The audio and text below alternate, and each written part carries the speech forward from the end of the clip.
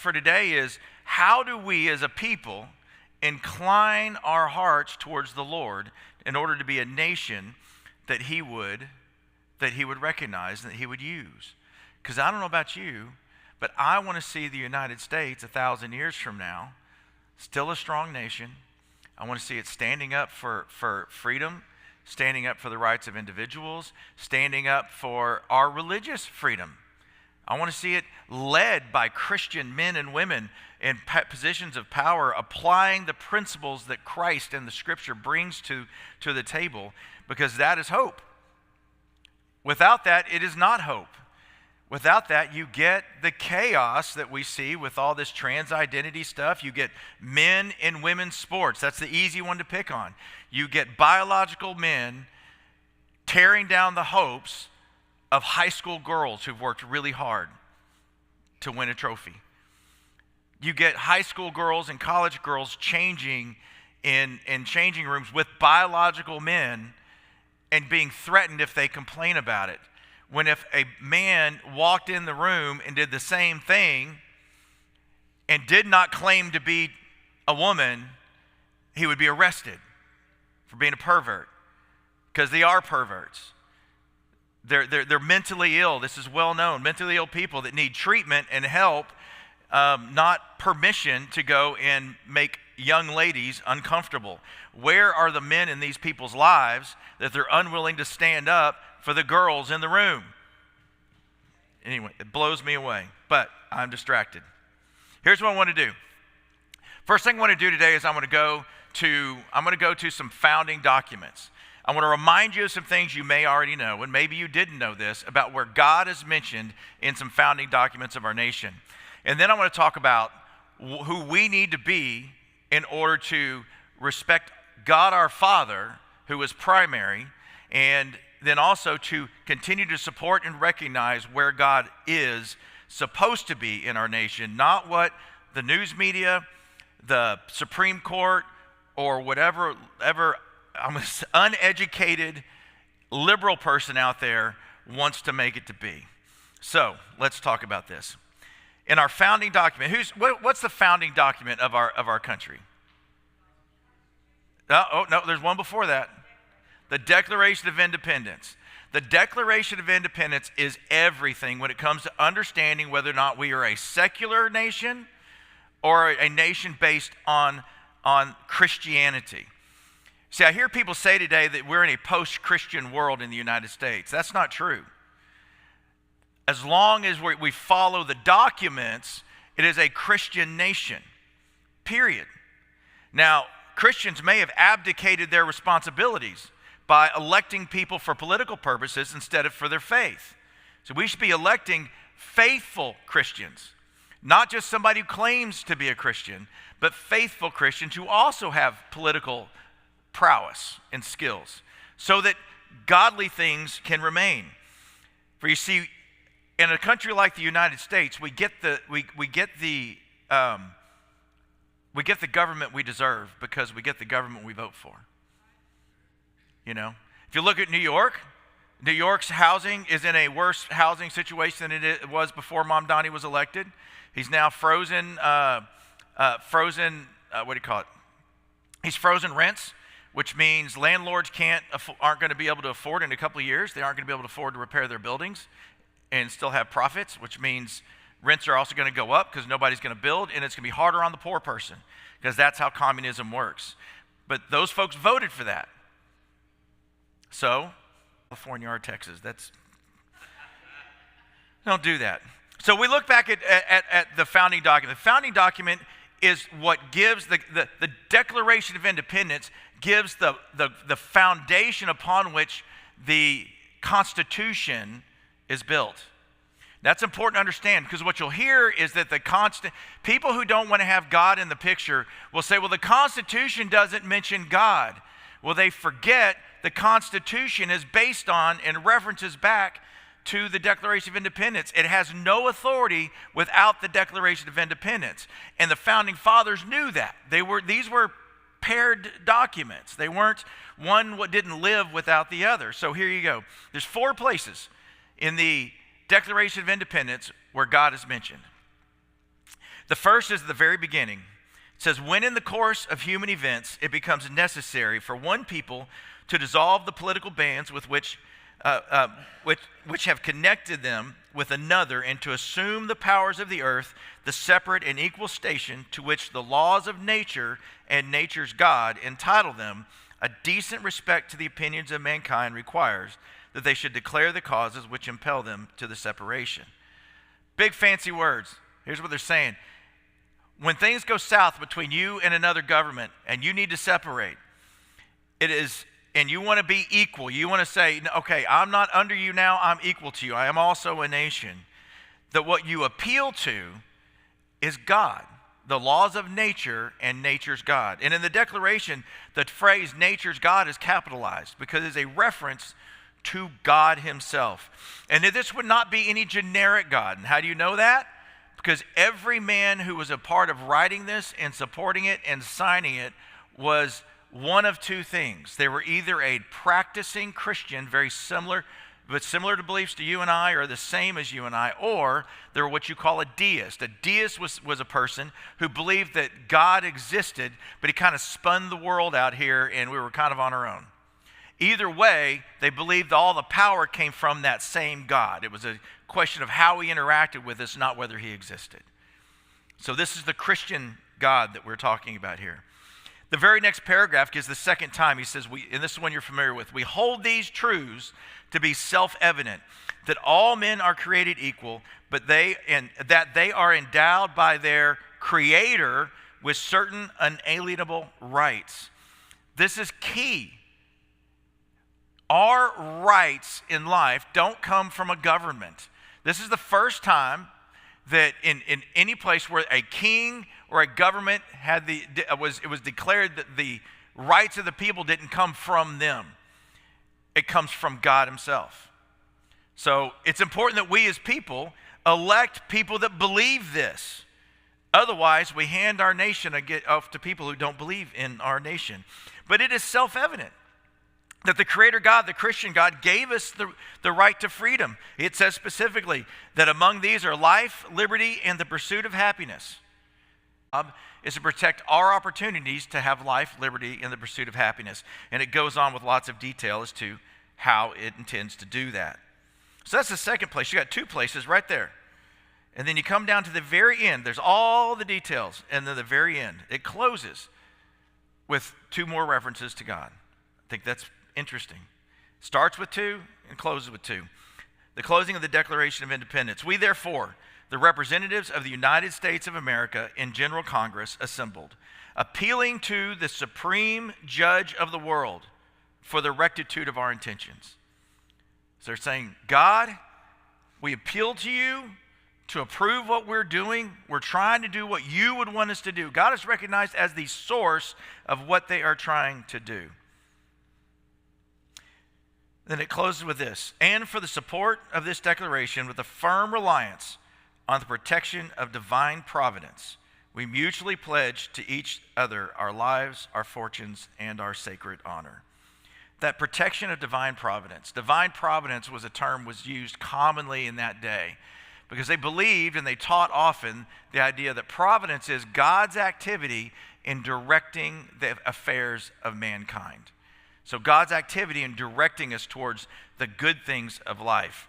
And so they're calling out that they're asking for him, for God's divine providence to protect this nation.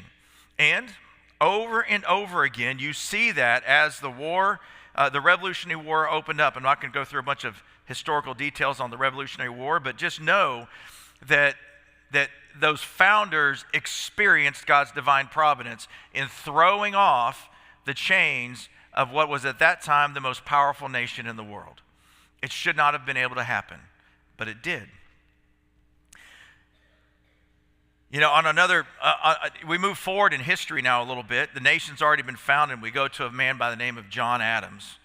He was the second president of the United States and a key founder of the country.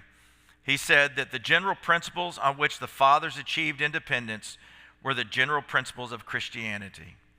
John Adams himself is saying that this was all about being a Christian nation. It was applying what we understood about being believers and our rights coming from God into a nation. George Washington himself, in his farewell address, said that religion and morality are indispensable supports for political prosperity.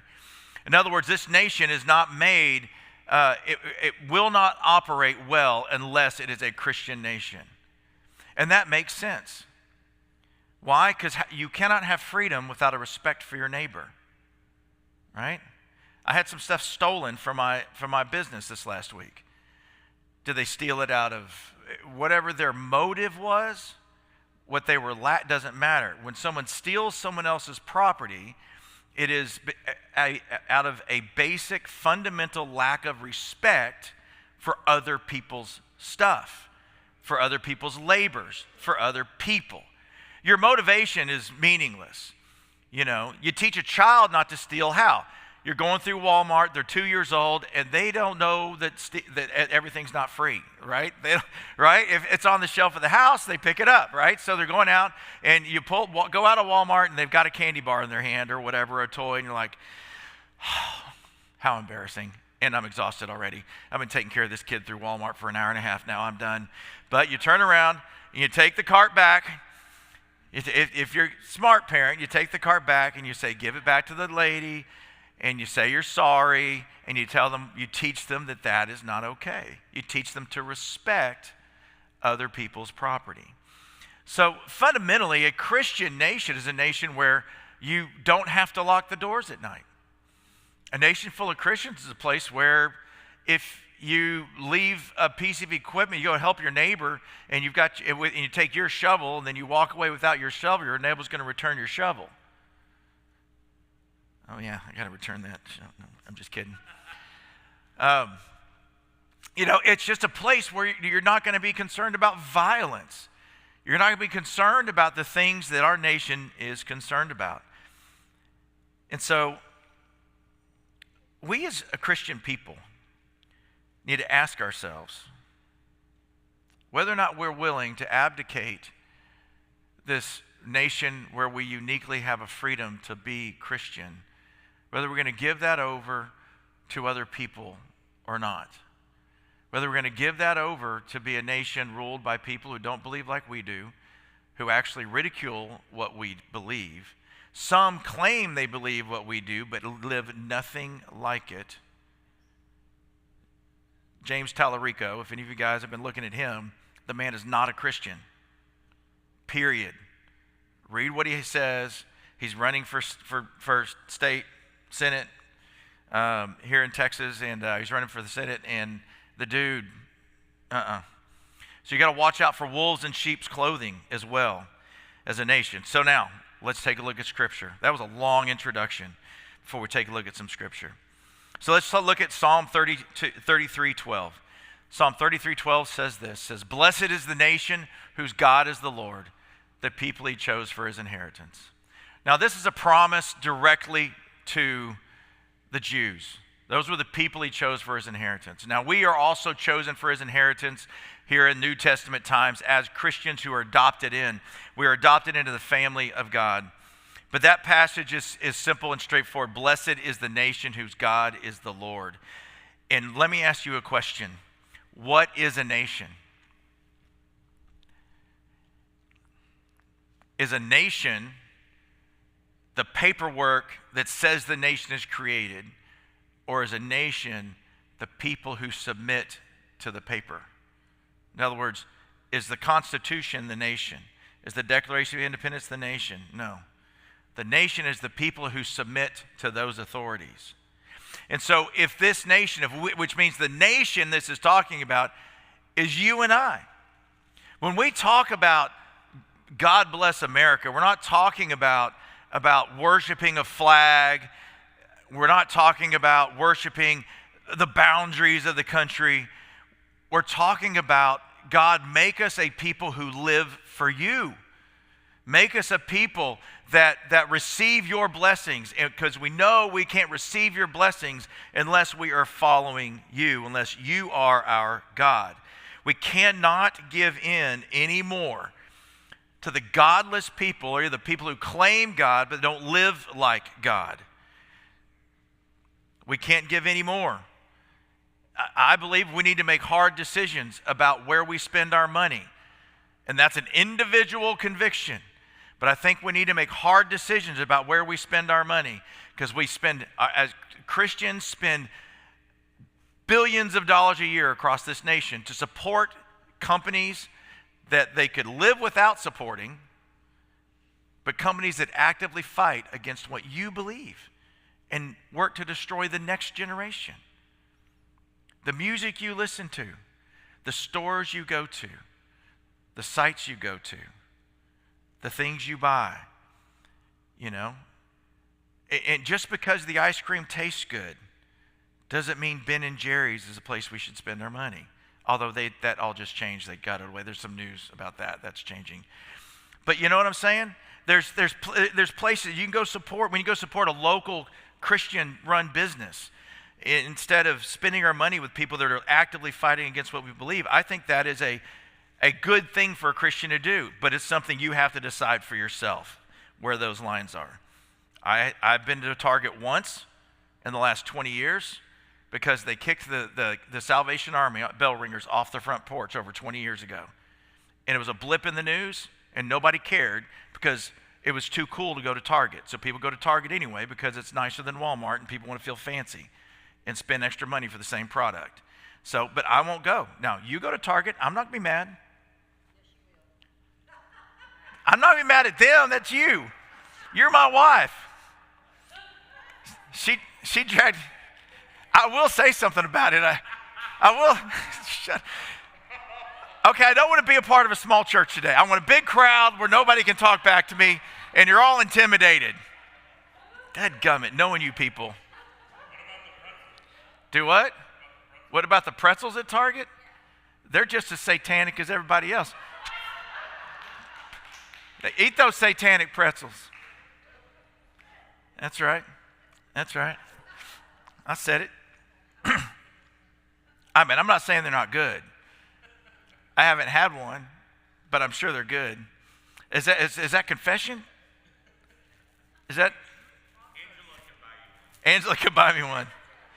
The one time I've been to Target in the last 20 years, Angela dragged me into it because she had just seen a Star Wars movie for the first time and wanted us to go get the box set so she could see all the old ones. And so that was it. That was a geek thing, though. I geeked on that, and so I went and did that. So that was my excuse. Also, it was early in our relationship, and I was still trying to make sure she was happy.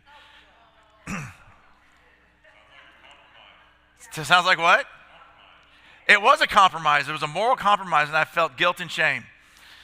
But I did it anyway because girls, y'all can get us to do a whole lot if you're just sweet to us. What? You derailed this whole sermon.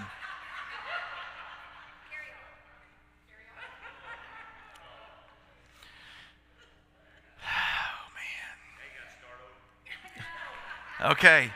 Our founding document is the Declaration of Independence. What is a nation? You are the nation. As a nation, you decide what direction the nation goes. And now we're back to the point I was trying to make. As a nation, we decide where that goes. That